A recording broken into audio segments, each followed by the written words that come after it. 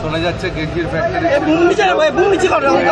Complete না হওয়া পর্যন্ত আমি অনেক জায়গায় আগুন আছে, কেননা যে জায়গাটায় কাজ করার জায়গা সেই জায়গাটায় টিন চাপা পড়ে গেছে, সেটটা ভেঙে পড়ে গেছে।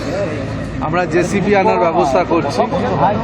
অলরেডি আমি সিপি ব্যারাকপুরকে বলেছি যে পুলিশকে বলে একটা জেসিবির ব্যবস্থা করতে,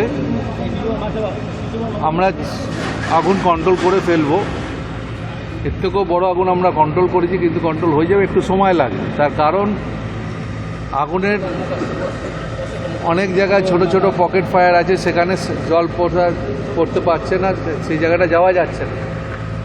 তা আমরা এই টিনগুলোকে সরাতে পারলেই আমরা পৌঁছে যাব এবং আগুন নিভেও যাবে। কিন্তু কী কারণে আগুন, অনেকে আমাকে প্রশ্ন করেছেন, এখন এটাই এখান থেকে বলা সম্ভব না।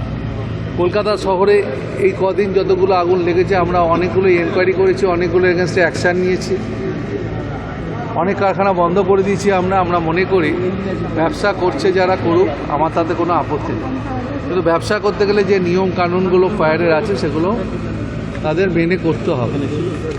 সেটা এক্ষুনি বলতে পারবো না, এটা এনকোয়ারি ফরেন্সিক এসব হোক।